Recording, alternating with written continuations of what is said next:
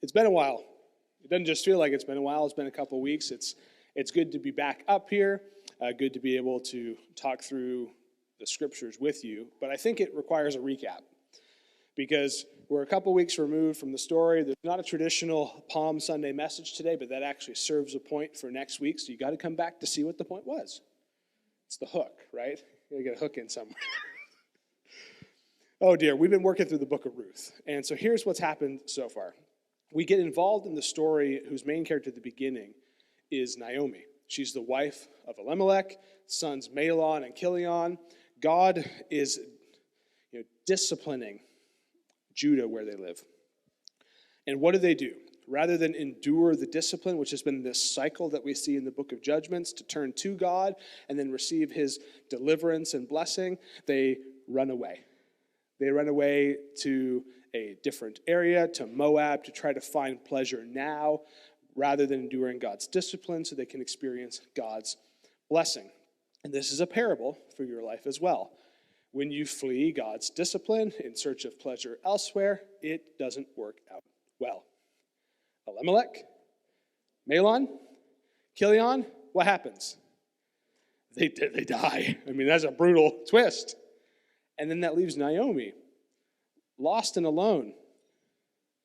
No husband, no sons to carry on the lineage, and she's got 2 daughters-in-law who are Moabites. They're not even Jews. Like, what's she going to do? Well, she has the determination to go back to the land of promise because she hears, conveniently, that right after everyone in her family that matters dies, God's blessing has returned to the people of Judah. Had they only stayed, it couldn't have been worse. She says, I got to go back home. And she turns to her daughters-in-law and says, you don't want to go with me because God hates me. You ever been like that? Had stuff happen in your life, and rather than it being the consequence of your sin, perhaps we just say, God hates me, God is against me. She literally says that. She tells her daughter-in-law, you don't want any part of me or my God. Run away. Go back home. You still have your homes. And what does Ruth say? She says, I'm not going anywhere. I imagine you know somebody, if you're not this person already, who's been hardened by the circumstances of life and has a hard time seeing God as a good father. Instead, you see him as the source of your pain and the person who's actually caused all of the problems. But you likely also know a Ruth. Somebody who you are trying to run away, and you've done everything possible to make this person abandon you in your life. And they just say, come hell or high water, I'm with you. A constant companion. Someone who you may not even see as a blessing, but one time, maybe in the future, God will give birth to blessing in your life through. Everybody who's a Naomi needs a Ruth. That was kind of our initial takeaways here. So we have Ruth and Naomi who go back to Judah, but what are they going back to? They don't have crops, and they don't have cash. What do they have? Hungry bellies. Nowhere to go, no way to provide for themselves. Well, actually, there is one way. We learned that the scriptures, the Old Testament scriptures, provide a means for poor people to provide for themselves. It's not even like a handout. It's a hand up. It's called gleaning. They're able to go to the outer edges of fields that are owned by other people and either take the stuff that's on the outside, which the scriptures say don't even plow to the edges, allow people to come and pick grains and foods, and then also that which has fallen down. Because as you're harvesting, God says, don't pick up what falls down. Allow that to be food and sustenance and God's provision for other people. So rather than throwing a pity poor me party and staying in a house and praying for a check to magically show up in the mail, Ruth uses a God-ordained means to trust in him and says, Naomi, I think I should go and do what God has called us to do. I'm not above this. I'm willing to work. I'll do whatever is necessary to change our circumstances as long as it's a righteous pathway. And this is appropriate because in our day and age, we have a lot of people with gray hair providing for people with brown hair. Because the brown hair people don't want to have any initiative and do what's necessary to provide. Ruth shows us a different standard. This is all, by the way, if you were looking for a book in the scriptures on female empowerment and women walking into all that God has for them, it's the book of Ruth. She doesn't wait for a man to come and feed her. She gets out and works the field. And that's like so shocking that when she's gleaning, the people are looking at her like, what is she doing? Does she know the risk? I mean, she's willing to work all the way through the sun. Do you remember this? The workers in the field were actually relaxing, and she kept working. So when Boaz comes home, they're like, who is that chick? And they're like, I mean, that's Naomi's daughter-in-law, and she's outpacing us. Look at the work ethic, and it catches Boaz's eye as well. So as this is all happening, Naomi is still home throwing a pity poor me party. Remember, she says, don't call me Naomi, call me Mara, because God has made my life bitter. Don't even call me by my name, which means pleasure, because that would mean that God's providing that. Instead, he's providing everything that's bitter. Little does she know that in Ruth just doing what God has said she should do, provide for her family by a means that he has provided in gleaning, she is encountering God's plan for her life. We thought about this. If we're able to see instead our discipline rather than punishment as positioning, we might see God doing something new in our life. So rather than feeling like God is the problem in their life, she uses God's means to provide a solution, and God meets her there in Boaz, and Boaz says, hey, I know you and I've heard of you, and I want to provide for you. I'm not going to send you home empty-handed. In fact, you can work the fields as long as you want. And then he even tells all of his workers, he's like, intentionally drop some stuff as oopsies so she can pick it up and it's not so hard. And then she goes back home and she has all of this food, and Naomi is like, what happened? Because that's not what she expected. She was probably just praying that she wouldn't get captured by bandits or men with bad intentions in the edge of fields. Instead, she comes back with overflowing amounts of food. And she says, Ruth says, well, I encountered this dude named Boaz. And in this moment, Naomi starts to see her pain instead as positioning, and praise comes out. It's crazy when God does that in our life. A switch is flipped in her. She previously couldn't even talk to God. She could only talk about God in a negative way. And in this one moment, Boaz, you can imagine the food falling out of her mouth. She looks up at Ruth. Her response, chapter 2, verse 20. May the Lord bless him. He is showing his kindness to us as well as to your dead husband. The man is one of our closest relatives, one of our family redeemers. She heard in that name a burst of hope coming from the Lord. Maybe he's not causing my bitterness and barrenness after all. Perhaps he is my provider. So Ruth's faith and endurance and hard work meets God's grace and provision, and it turns Naomi's grief to praise. But do their circumstances change immediately? Nope. The story doesn't just take the turn and all is good. She continues to work the field for the rest of the season. And I would imagine if you were Naomi or Ruth, you're getting a little antsy at this point. It's like, is this really just going to be our forever reality? Like, is God not going to do something new? Let me ask you a couple questions today. Because she's been out working in Boaz's field. She sees him every day. He has already recognized who she is and his role in her life. He knows better than she does that he is a family redeemer, which in the Old Testament meant that he had the ability to purchase her land back for her family. That would be important. Then she's not having to glean anymore. She could work her own field at minimum. And also the responsibility to marry her and produce a child and an heir for her dead husband. That sounds weird. That's unfamiliar. That's not the way we operate today. But that was the standard and expectation. Boaz knows it. He sees her day after day after day, but he doesn't do anything to fulfill the real obligation. Now, Boaz is only forever in this book described as a man of standing, a good guy. But even good guys need some help sometimes. So let me ask you a question.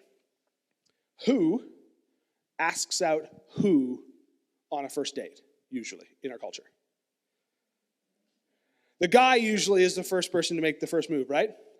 Who in our culture is responsible for proposing? The guy.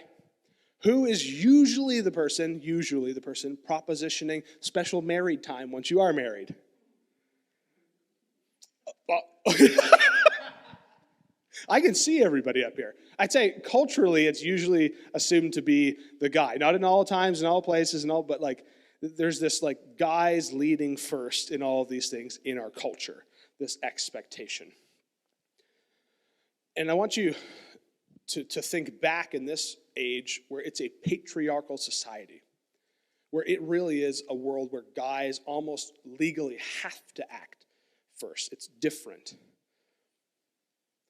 Now let me ask you another question. Ladies in the room, if I were to ask you whether or not your husband, your spouse, your boyfriend, whatever stage you're in or have been in, was actually the first person to make the first move, what would you say? Because oftentimes, ladies know how to get their man to get what they want. Like, the proposal doesn't come without a lady leaning in and making the desire known.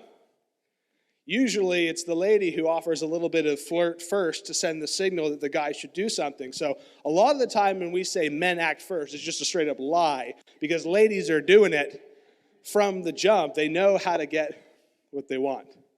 It's a good thing. It really is a good thing, because in my personal experience, myself, and knowing a bunch of other guys, a lot of times we don't do what we should do without good girls helping us along the way. It's probably been true in your relationship, at least at some point, and to some extent. Like, you've heard the idiom, right? Behind every good man, there's a good... Yeah, right. And what I want to show you is, even in a patriarchal society, and even with a guy that the scriptures say is a man of standing, that everybody respects, who is righteous and loves the Lord, it still takes a little push from a righteous woman to have him fulfill all that he is supposed to be. She has to nudge, prod, flirt, schedule times, all of that stuff. There's two, I think, premises that the book of Ruth shows us about this relationship between good guys and good gals. The first one is this, and this is really important. We've already learned it, but now I'm going to state it clearly. Women don't have to wait on men to walk in God's plan for their lives. Ruth is doing this, walking in God's plans and provision for her. And she just happens to remember, by happenstance, stumble upon. It just so happened that she ended up in Boaz's field. She's working first. She's following the Lord. She's listening. She's being obedient. You don't wait for a man to do that for you. I'm not suggesting you do anyway, but there are people who would suggest it. The second one is this, and I've already hinted at it. Good guys oftentimes need help from good girls to fulfill their good intention, their good potential, their good responsibilities. This is both a book of female empowerment and also one of complementary role. You don't have to wait for a man to be all you're supposed to be in Jesus, but if you have a man, you also get the responsibility and the privilege of helping them become all that they're supposed to be in Jesus as well. It's pretty cool. And that also happens in the inverse. But this is a book about Ruth, not about Boaz. She is the faithful, driven woman who doesn't wait around for a man to save her. She is this ancient, godly, female empowerment role model. Here's how the story continues. It's going to take a weird turn this week. Are you ready? We need God's help to interpret what's coming. If you know the story, then we're getting ready. Chapter 3, one day Naomi said to Ruth, "My daughter, it's time I found a permanent home for you." Essentially, she's saying, look, we can't do this forever. We can't just wait for Boaz to make the first move. We can't do this forever. It's time to find a permanent home for you so that you'll be provided for. Boaz is a close relative of ours, and he's been very kind, right? It's good, to let you gather grain with his young women. Tonight, he'll be winnowing barley at the threshing floor. Now do as I tell you. It's risque. Take a bath, put on perfume, and dress in your nicest clothes. Then go to the threshing floor. Don't let Boaz see you until he's finished eating and drinking. Be sure to notice where he lies down, and then go and uncover his feet and lay down there. He will tell you what to do. Ruth's response, I'll do everything you say. So she went down to the threshing floor that night and followed the instructions of her mother-in-law. Now, this scene is exactly what you think it is. This is not there's no weird illusions here. In fact, I'm going to pull away, I think, some of the English barriers to the text to really show us the extent of what Naomi is asking Ruth to do. For one, this moment, it sounds like it's a private affair, right? Like you're just going to find Boaz. This is just going to be a you and him moment, and he'll work it out. But the scene is not like a private bedroom at his house. It's a public forum called a threshing floor. This would be an area that was shared by a small kind of region where farmers would bring their crops and they would process it. It was a public environment, shared space, and there'd be oftentimes more than one family unit there doing work. And the reason they're sleeping there that night is because they don't want bandits to come through and steal their stuff. Right? Imagine a moonshiner sleeping next to a still with a shotgun. Ain't no one taking what's mine and the hard work that I've done. So Boaz is staying there that night to protect his crop. A threshing floor was also a place where transient, we'll just say the word, prostitutes would follow through and try to take advantage of men that are away from their family units, their wives and their kids, after a long day. What Ruth is asked to do by Naomi is anything but public, or anything but private. It's public and it's risky. And it's going to get even more gnarly. Remember, she says, I'll do everything that you say, and she follows the instructions of her mother-in-law. Verse 7, after Boaz had finished eating and drinking and was in good spirits, he lay down at the far edge of the pile of grain and went to sleep. Then Ruth came quietly, uncovered his feet, and laid down. By the way, you know what's funny? Anecdote. In the Syriac translation of this passage, which is really, really old, it adds, while Boaz was snoring.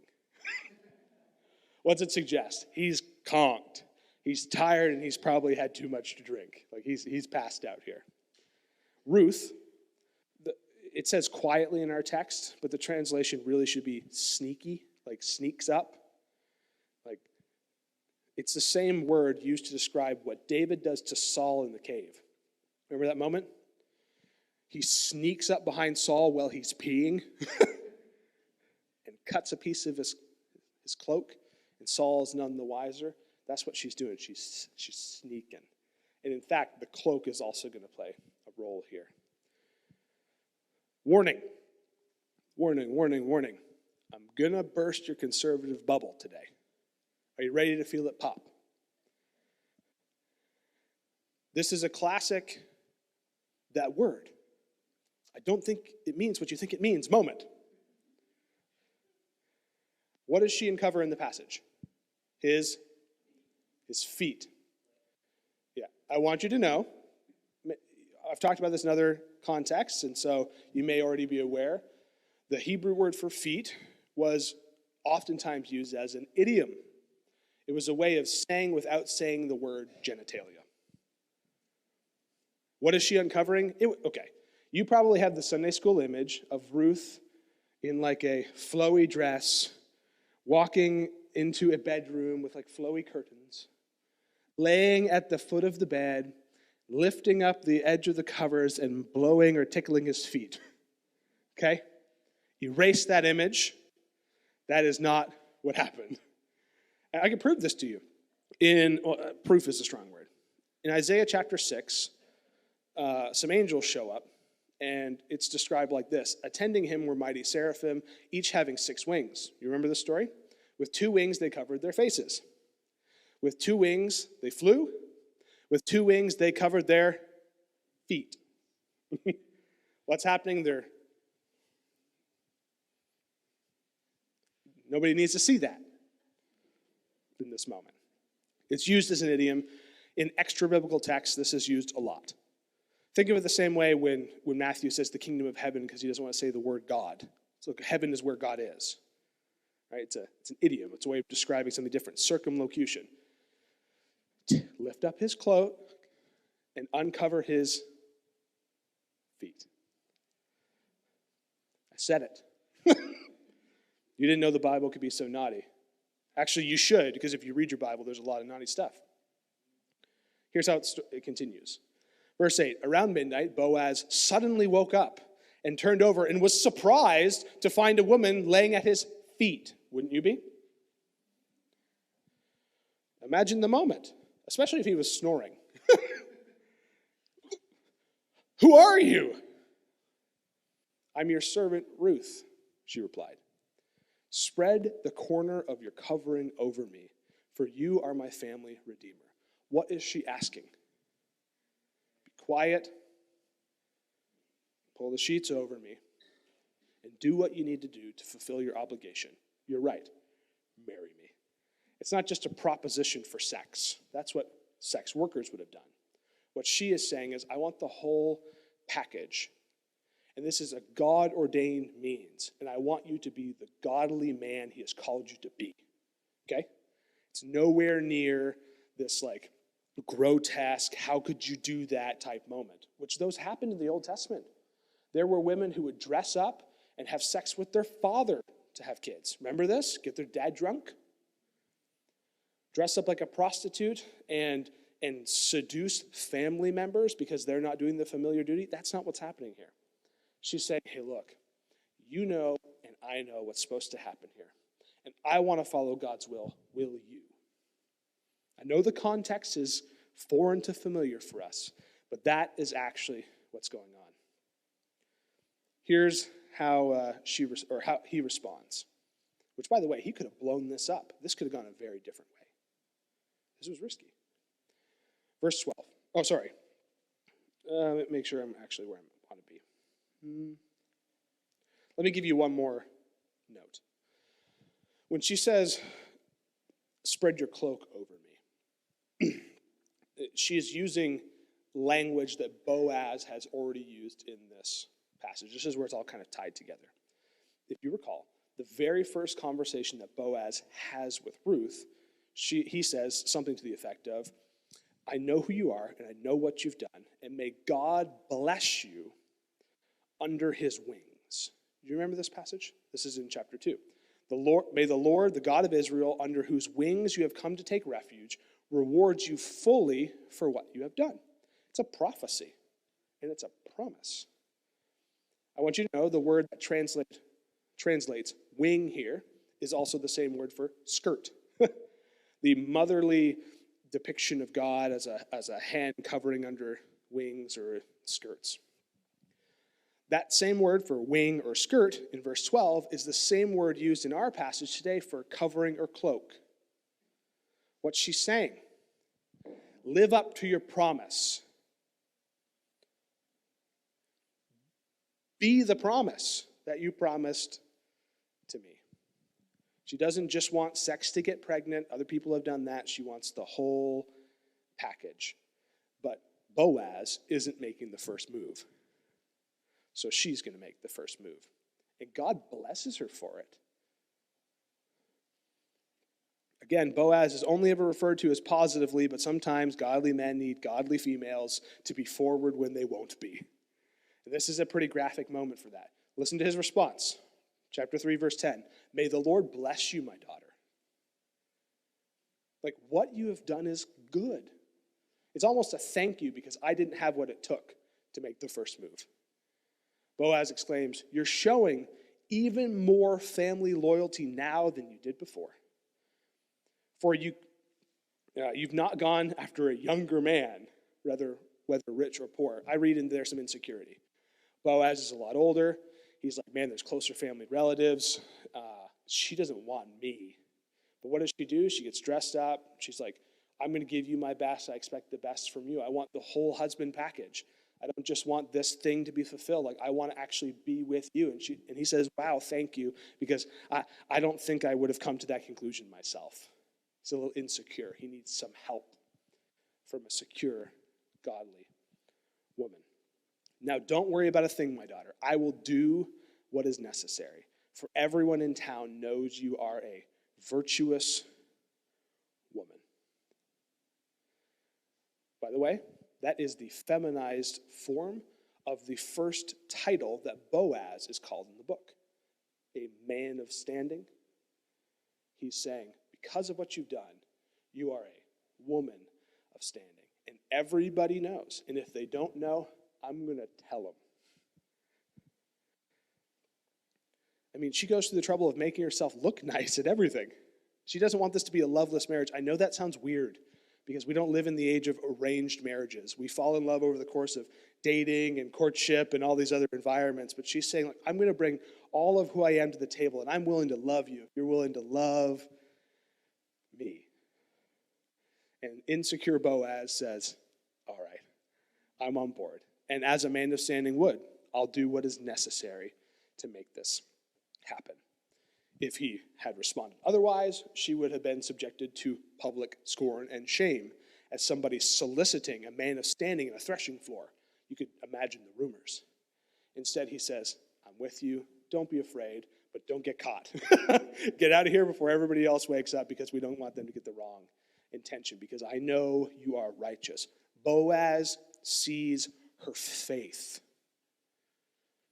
I know that's hard to discern in the story, but that's what's happening. Not the proposition, but the promise is what he sees. He sees her faith. You are a woman of standing. Don't be afraid. You are blessed. God sees you, and I see you. That's the same formula used by angels when they show up in the Old Testament. Do not be afraid, man or woman of standing. God is with you. God has favor on you. They're having a blast downstairs. It's the same thing that Jesus says. Do not be afraid. Like Boaz is leaning into all of who he is supposed to be. Her willingness to leave her home to help Naomi, to work hard, to provide during challenging times, and her willingness to claim what God has commanded her to claim, even if it means a public risk with a man that she's not sure if he's going to respond to. She does everything to be loyal to God and his call, and Boaz says, well done. By the way, I want you to know today that God sees you. And God sees your faithfulness. And God, in Jesus Christ, is willing to respond just like Boaz does. Now, in this moment, he says, like, don't stay here, get up before everybody else gets up, go home. And he even gives her, I think the text says 6 sacks of barley or loads of barley, right? I'm not sending you home empty-handed. But I also want you to think about this scene, because it read as funny to me. Maybe it's not supposed to be funny, but let me share you my little side. Ruth goes home. What do you imagine Naomi has been doing that entire time while she's been gone? She's probably worried sick. She's not just worrying about what her child might do. She's worried about what she told her to do. That was scary. She was probably at home the entire time praying, God, help Boaz be the person I think he is. God, help Ruth continue to be the person that she's proven herself to be.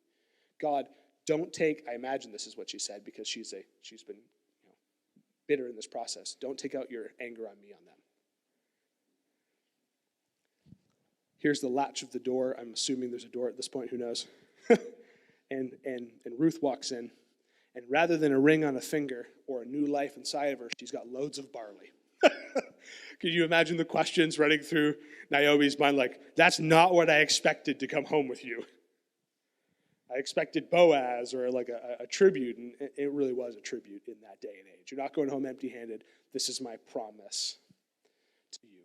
It just seems like it would have been funny in the moment. When Ruth went back to her mother-in-law, Naomi asked, verse 16, what happened, my daughter? Share the story. Ruth told Naomi everything Boaz had done, and she added, he gave me 6 scoops of barley and said, don't go back to your mother-in-law empty-handed. At least he knew how to treat a mother-in-law. Then Naomi said to her, just be patient, my daughter, until we hear what happens. The man won't rest until he has settled things today. And what we learned earlier in the passage that I skipped is there's actually somebody who has a closer claim on Ruth than Boaz does. And as a man of standing, he's not going to just subvert the process and step into a role that somebody else was supposed to fulfill. So he's going to go and deal with the other potential redeemer before he just does it. That's why he doesn't consummate in the moment. Which, by the way, in that day and age, they didn't have marriage registers. There weren't clerks. There weren't marriage certificates. Consummation in public knowledge was a marriage. He could have done it then, but he says, I'm going to be a man of sin. I'm going to do this right. Wait, it's going to be okay. Naomi says the same thing. He didn't reject you. He just has some things to take care of. So Boaz heads to town to confront this guy who has closer ties to Ruth, and he offers him Naomi's field. That's what's up for grabs. You are the redeemer. Would you like to buy the field? Which sounds like a good proposition because he gets to then inherit new land and make more money. He's like, yeah, sure, I'll do that. And then Boaz says, well, by the way, the field comes with Ruth, a Moabite, which would have been a red flag. And you're going to have to produce an heir. And that guy, when propositioned not just with like profit, but responsibility, fades away. This person, by the way, the redeemer who doesn't redeem, is a terribly accurate picture of how a lot of guys deal with family responsibilities today. I want the profit, but not the responsibility. I'll invest the seed, but do nothing to bring it to maturity. I will not provide for, help, and support the family. I just want the profits that come from it. Shame on us in our world. Verse 6, he says, I can't redeem it because it might endanger my own estate. You redeem the land. I can't. I can't take on the responsibility because it might mess with me. Translation, I don't want the responsibility that would come with this blessing. And what happens is they exchange sandals, which is super weird, but they didn't have bills of contract. So I've got his sandal. If anybody ever questions whether or not I was supposed to take this land, you put it on your trophy case, right? Rather than having like framed bills of sale for your big closing contracts, you got sandals all over the line here. They exchange sandals. This happens in front of a bunch of people. It's an advance. It's a promise. Chapter 4, verse 9. Then Boaz said to the elders and to the crowd standing around, you are witnesses today that I have bought from Naomi all the property of Elimelech, Kilion, and Mahlon. And with the land I have acquired Ruth, the Moabite woman of Mahlon, to be my wife. Which is really interesting. He could have left that part out. He could have at least left the Moabite part out. He could have made it pretty for everybody. He said, no, I'm taking her for all she is because she has offered all of herself to me in faithfulness, and that's what God cares about. Not where she came from, not what she's done in the past, but what she's doing now. Lesson for us as well. I have acquired Ruth, the Moabite woman from Mahlon, to be my wife. This way, she can have a son to carry on the family name of a dead husband, to inherit the family property here in his hometown. You are my witnesses today. The whole town assents to this and offers this blessing. Verse 11, the elders and all the people standing in the gate replied, we are witnesses. May the Lord make this woman who is coming into your home like Rachel and Leah, for whom all the nations of Israel have descended. Like, make the blessing of this union bigger than you could ever imagine. May you prosper and be famous. May the Lord give you descendants by this young woman who will be like our ancestor Perez, the son of Tamar, and Judah. There's some connotations there. So Boaz took Ruth into his home, and she became his wife. What was propositioned on the threshing floor becomes a reality. When he slept with her, the Lord enabled her to become pregnant, and she gave birth to a son. Isn't that a crazy story? Just like it come in full circle. It's neat. And what happens next is a chorus of the town praising God for what's happened. But I want you to focus really quickly on what they actually say to Naomi in the beginning. And I'm going to switch translations here because the one that I've been using I don't think does this very well. And I'm going to give you some of the Hebrew behind it so we have a good grasp on it. It's a hard passage to translate. This is verse 14. This is what people say to the mother-in-law who's previously bitter. God hates me, right? Why would you ever want to be with me? You don't want God's judgment on you like it's on me? Run away, go home, stay away. I'm cursed. I'm bitter. Call me Mara. The women said to Naomi, "Blessed is the Lord who has not left you." And this continues to say without a redeemer today. Like that's part of the passage is true, but this is actually like a word that you should focus on. It is the negative verbal form of the word Sabbath. God hasn't rested in securing his promise for you. That's what this text says. Even when you thought he was against you, he was working behind the scenes for you. He's not left you. He's been working all along for you. He is working for you today. In fact, I'm just going to skip to my point. God never rests so that you can rest in his goodness. That's what this text is saying. And I don't mean that in the Sabbathy sense of like the creation narrative. But it's that God is always working so you can trust in his work. That even when you don't feel it, he's working. Like even when you don't see it, when things don't seem to make sense, when the pain stuff in your life makes you want to judge God rather than see him as your provider and the source of your goodness, he is working. He's never giving up. He's not going to stop with you until he produces blessing in you. Naomi, blessed is the Lord who never left you, who never rested until you could rest with a Redeemer today. May his name become famous in Israel. And then they continue to talk about the child a little bit more. May he, the kid, restore your youth and care for you in your old age. May he actually be a ontological representative of, I need to stop using big words. May he be a real blessing in your life, a tangible presence of God with you. For he is the son of your daughter-in-law who loves you and has been better to you than 7 sons. Talk about female empowerment. And then we get a look at this tender, tender scene that starts to close out the book. And I want you to think about this. As somebody who's been through some stuff, because you've been through some stuff. Like, I don't care about your age, in your current relationship. I just care about the fact that you're a human being and you live in this crazy world. You've been through some stuff. And you've been tempted in your life to blame God for what's happened or is happening to you. And you, maybe today, are having a hard time seeing how any of it could fit together for your good. Maybe you're like Naomi and you're like, you may as well just call me Mara. I'm bitter. and I don't see an end. And I don't see how God could possibly still be good. I just want you to know today that was Naomi's real call. I mean, she told Ruth to go home. You don't want to be a part of me. Ruth stays. All of this transpires. And Naomi's heart changes, and God's going to change your heart too.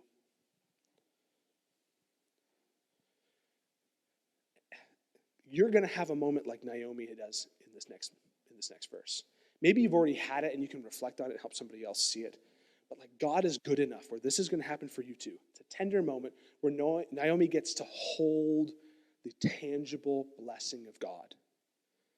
Like this son is God's breakthrough for her. I don't know what that is for you, but you've got it. You know it. You know what you've been asking God for. And I believe that he is still a good father who wants to give us good gifts. That he's working for you and not resting until you can rest in him. Verse 16, Naomi took the baby. Imagine this moment. All I've ever asked for or imagined and all that I blame God for, and yet he still gave me this. And he cuddles him to her breast, and she cared for him as if he were her own. That's what you do with God's blessing in your life. You hold tight. You cry over it. You nurture it. You don't let it out of your sight. You treat it as your own because it is your own, as your inheritance in Christ Jesus. You don't deserve it, but he died to give it to you. Cherish God's blessing in your life. That's what you do with God's promises. I imagine some of you have stories like that, where you can remember the moment where you were holding on to the actual fulfillment of the promise. Because you've had rough seasons, and all of a sudden you get breakthrough, and you're like, yes, that's God. This is like a Rafiki. This is all God. Too many of us forget those moments. And we become bitter again, and we forget what God has provided in the promise. Hold tight to your promise. If you've received the breakthrough, give praise to God and help other people see it as well. If you haven't yet, it's coming, because God has good plans for you, to prosper you, not to harm you, to give you hope in the future. And he works all things to the good of those who are called according to his purpose and love Jesus. Keep trusting in him, and one day you're going to cuddle that promise from God, and you're not going to want to pass it on to anybody else. Now, you might be thinking, Logan, that's a cool story. It's neat to see God at work in Ruth's life. Like, this is a cool Bible story. You can see why it's included, right? But, like, why would it matter for me? Well, I want to remind you that these are only heroes of the faith because we've, like, passed them down in tradition that way. What was special about Naomi? She doesn't seem to have come from any kind of amazing lineage. She's just a lady. Elimelech, just a farmer. In Judah, God's breadbasket. Ruth is a Moabite, someone who should be against God entirely. These are I just want to say this, they're average Joes. They're normal people. They're you and me. And the fact that God provides breakthrough for normal people, like Ruth and Naomi, means he's interested in providing breakthrough for normal people, like you and me.